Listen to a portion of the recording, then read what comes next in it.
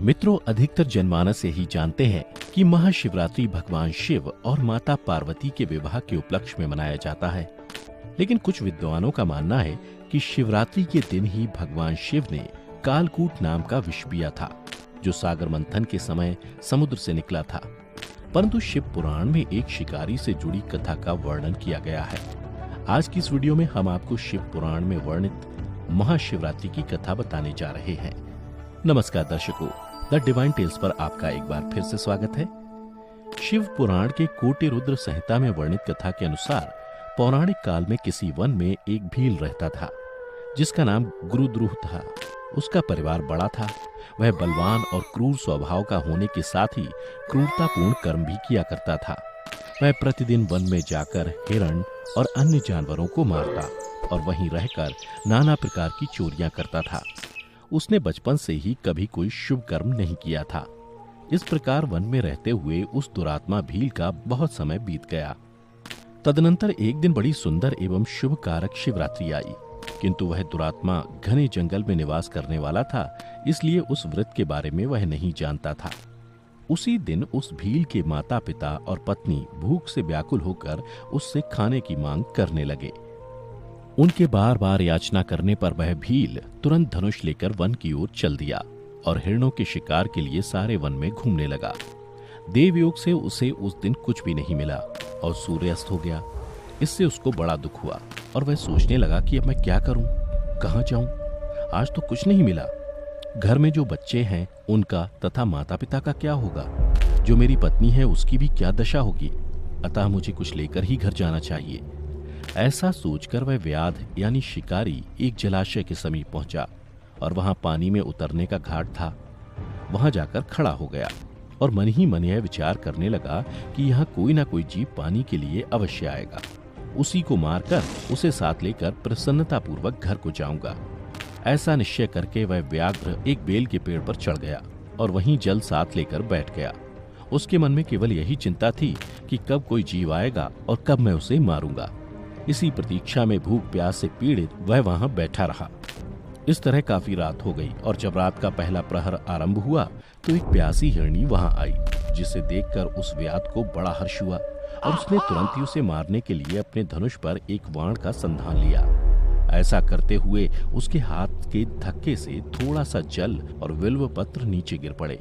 उस पेड़ के नीचे शिवलिंग था, जिसके बारे में वह व्याध नहीं जानता था। इस तरह उस जल और बिल्व पत्र से शिव की प्रथम प्रहर की पूजा संपन्न हो गई। उस पूजा के महात्म्य से उस व्याघ्र का बहुत सा पाप तत्काल नष्ट हो गया।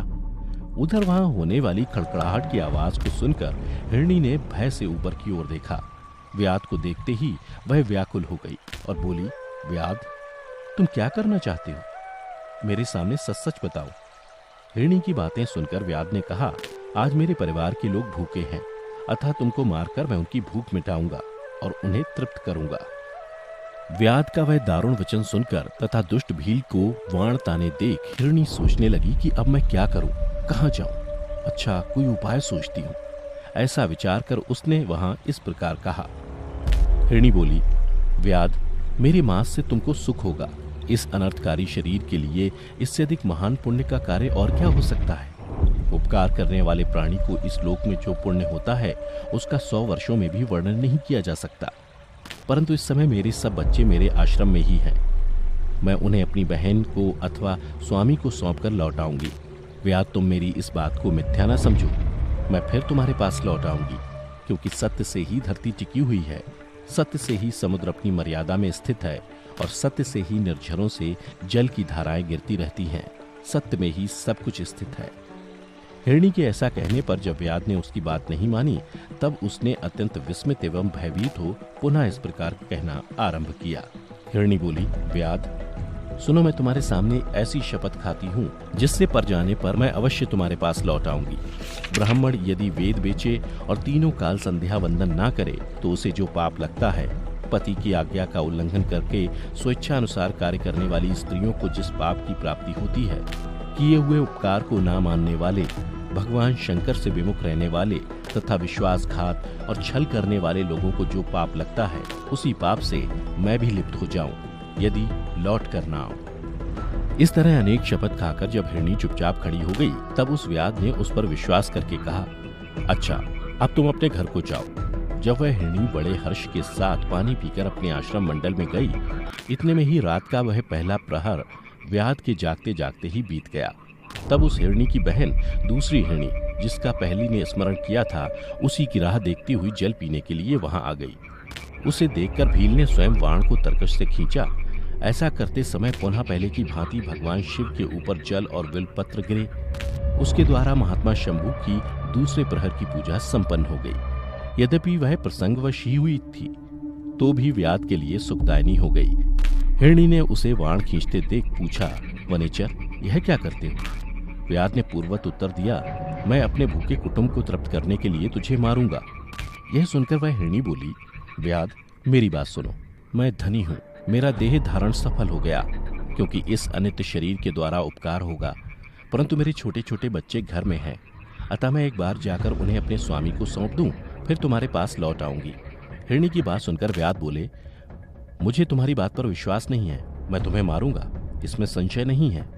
व्याध की बातें सुनकर हिरणी भगवान विष्णु की शपथ खाती हुई बोली, व्याध, जो कुछ मैं कहती हूँ उसे सुनो।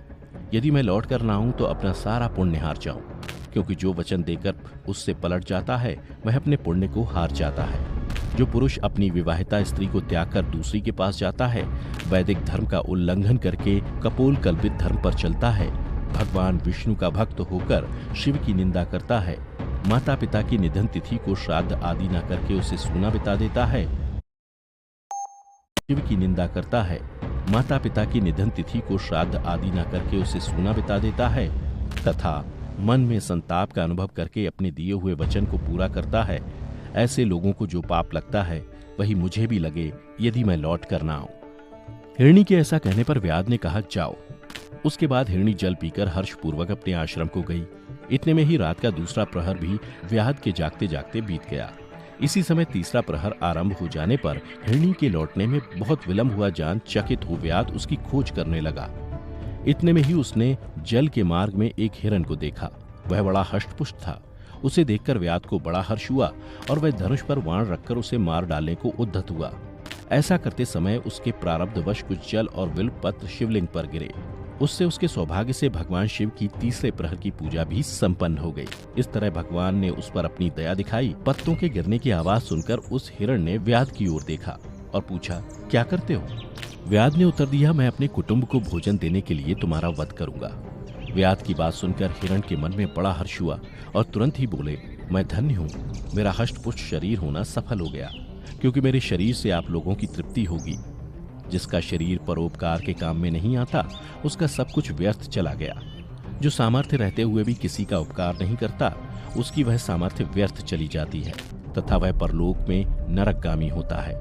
परंतु एक बार मुझे जाने दो, मैं अपने बालकों को उनकी माता के हाथ में सौंपकर और उन सबको धीरज बंधाकर यहाँ लौट आऊंगा। उसके ऐसा करने पर व्याध मन ही मन बड़ा विस्मित हुआ। उसका हृदय कुछ शुद्ध हो गया था और उसके सारे पाप नष्ट हो चुके थे। उसने हिरण से कहा, जो यहाँ आए वे सब तुम्हारी तरह बातें बनाकर चले गए, परंतु वे अभी तक यहाँ नहीं लौटे। हिरण, तुम भी इस समय संकट में हो, इसलिए झूठ बोलकर चले जाओ, फिर आज मेरा जीवन निर्वाह कैसे होगा? व्याध की बातें सुनकर हिरण बोले, व्याध, मैं जो कुछ कहता हूँ उसे सुनो। मुझ में असत्य नहीं है, सारा चराचर ब्रह्मांड सत्य से ही टिका हुआ है। जिसकी वाणी झूठी होती है उसका पुण्य उसी क्षण नष्ट हो जाता है। तथापि व्याध, तुम मेरी सच्ची प्रतिज्ञा सुनो। संध्या काल में मैथुन तथा शिवरात्रि के दिन भोजन करने से जो पाप लगता है, झूठी गवाही देने, धरोहर को हड़प लेने तथा संध्या न करने से द्विज को जो पाप होता है, वही पाप मुझे भी लगे यदि मैं लौट कर ना आऊं। जिसके मुख से कभी शिव का नाम नहीं निकलता, जो सामर्थ्य रहते हुए भी दूसरों को उपकार नहीं करता, पर्व के दिन श्रीफल तोड़ता, अभक्ष्य भक्षण करता तथा शिव की पूजा किए बिना और भस्म लगाए बिना भोजन कर लेता है, इन सब का पातक मुझे लगे यदि मैं लौट कर ना आऊं। उसकी बात सुनकर व्याध ने कहा, जाओ, शीघ्र लौटना। व्याध के ऐसा कहने पर हिरण पानी पीकर चला गया। वे सब अपने आश्रम पर मिले। तीनों ही प्रतिज्ञाबद्ध हो चुके थे। आपस में एक दूसरे के वृतांत को भली भांति सुनकर सत्य के पाश से बंधे हुए उन सब ने यही निश्चय किया कि वहां अवश्य जाना चाहिए। इस निश्चय के बाद वहां बालकों को आश्वासन देकर वे सब के सब जाने के लिए उत्सुक हो गए।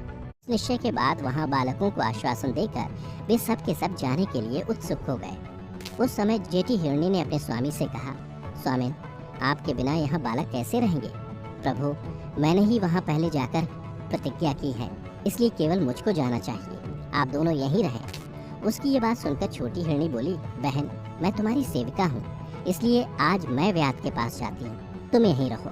यह सुनकर हिरण बोले, मैं ही वहाँ जाता हूँ, तुम दोनों यहाँ रहो, क्योंकि बच्चों की रक्षा माता से ही होती है।